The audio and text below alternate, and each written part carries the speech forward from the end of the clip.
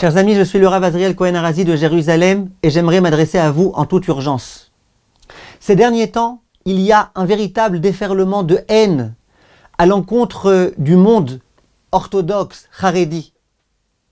Dans tous les médias, sur tous les réseaux sociaux, on se fait un plaisir de présenter les juifs très religieux comme étant des gens qui organisent des mariages avec des centaines de personnes sans porter de masque, comme étant des personnes qui font des manifestations super violentes et qui jettent des pierres sur la police et qui se comportent de façon vraiment honteuse.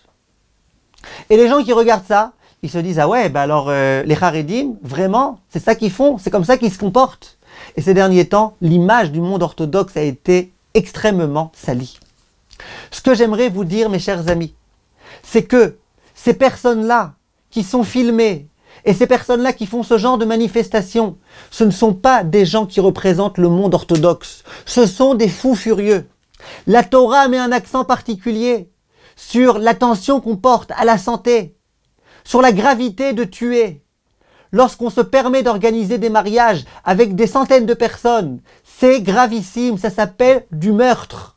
Ces gens-là, c'est pas des gens ultra-orthodoxes, c'est des gens ultra-idiots, imbéciles, mauvais. La Torah met aussi un accent particulier sur la sanctification du nom de Dieu. Et la Gemara dit, Gemara Yoma Daf Pevav, que la chose la plus grave, c'est de profaner le nom de Dieu.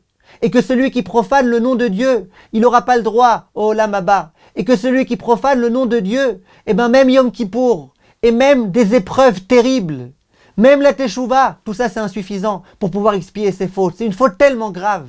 Et Chachamim de commenter pourquoi c'est une faute tellement grave. Parce que étant donné que le but de la création de l'homme, c'est de sanctifier le nom de Dieu, et en particulier les juifs religieux, qui sont des représentants sur terre de Dieu, eh ben c'est extrêmement important de sanctifier le nom de Dieu. Et si au lieu de sanctifier, on profane, on passe complètement à côté de la raison pour laquelle Dieu nous a mis sur terre. La Gemara dit que celui qui sanctifie le nom de Dieu, qui se comporte bien, qu'est-ce qu'on dit de lui? Heureux son père qui l'a mis au monde, heureux son maître qui lui a appris la Torah. Celui qui au contraire profane le nom de Dieu, les gens quand ils voient son comportement, des gens qui jettent des pierres sur les policiers, des gens qui se comportent n'importe comment, eh bien qu'est-ce que les gens disent d'eux? Malheur à son père qui l'a mis au monde. Malheur à son maître qui lui a enseigné la Torah. Ah, c'est ça la Torah. Les gens qui se comportent de cette façon-là, mes chers amis, c'est pas des juifs ultra-orthodoxes. C'est des juifs qui sont complètement à l'ouest. Et je peux vous dire qu'ils ne représentent même pas 1% de la population orthodoxe. Le fait qu'ils s'appellent être des orthodoxes, c'est eux qui s'appellent être comme ça.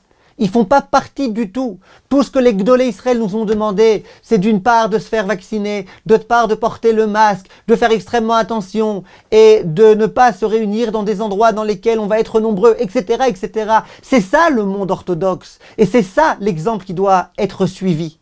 Mais les médias, à chaque fois, eh ben, ils amènent leurs caméras dans une ou deux rues de Jérusalem, je ne citerai pas lesquelles, ou alors une ou deux rues dans le quartier de Beth Shemesh, ou alors à Bnei Brak, de certaines personnes qui ne savent pas c'est quoi la Torah, qui la seule chose qu'ils aiment, c'est se battre contre le gouvernement, des gens qui soi-disant, parce qu'ils sont anti-sionistes, eh ben, ils vont forcément aller à l'encontre de ce que le gouvernement dit. Si le gouvernement avait dit de ne pas mettre de masque, ils mettraient des masques. Comme le gouvernement a dit de mettre des masques, ils ne mettent pas.